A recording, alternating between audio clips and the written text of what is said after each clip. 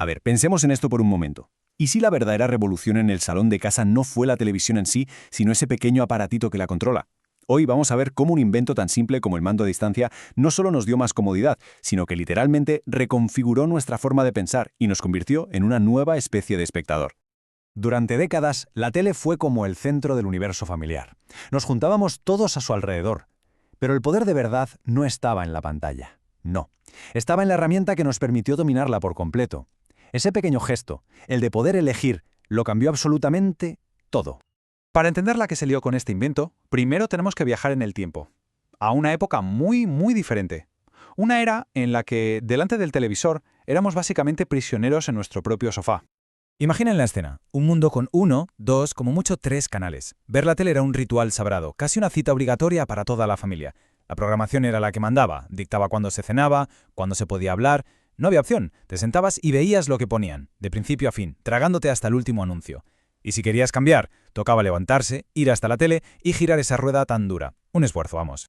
Los académicos, que le ponen nombre a todo, bautizaron esta época como la paleotelevisión. Y la verdad es que la definición le va que ni pintada. Era básicamente radio con imagen. El lenguaje visual era súper básico, planos fijos, los famosos bustos parlantes en los telediarios leyendo un papel, todo a un ritmo lentísimo donde lo único que importaba era la palabra. La acción era mínima, casi como ver teatro filmado. El cambio de una era a otra es brutal.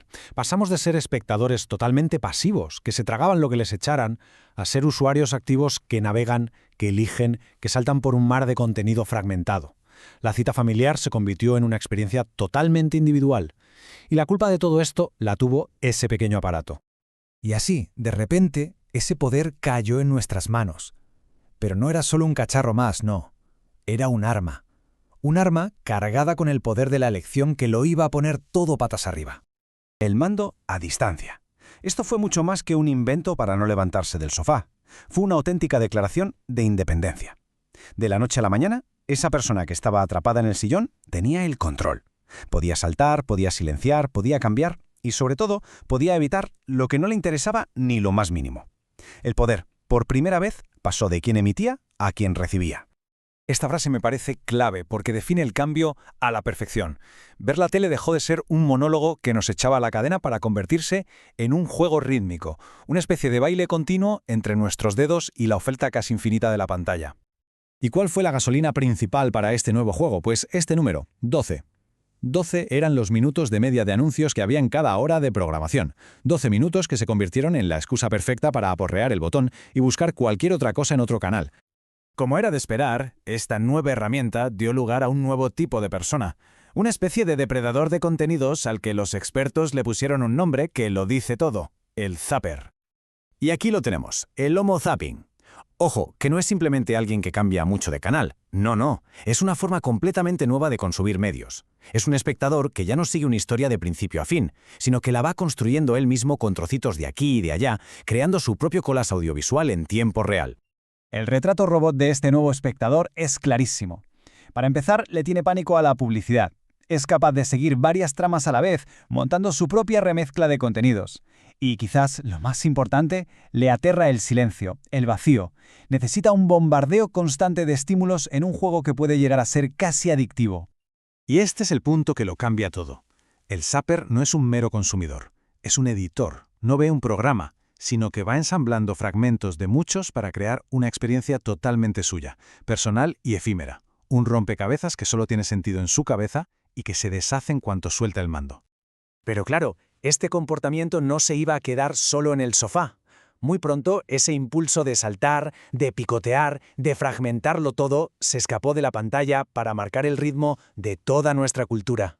Esta cronología lo pone todo en perspectiva. La popularización del mando en los 80 fue la chispa que encendió la mecha, pero la gran explosión llegó con la MTV, que fue el primer canal en entenderlo todo. Cogió la velocidad, los cortes rápidos y el ritmo frenético del zapping y lo convirtió en su propio lenguaje. Fue el primer canal hecho por y para la generación del mando a distancia. A partir de ahí, el camino hasta hoy estaba cantado. Aquí se ve el resumen perfecto de la transformación.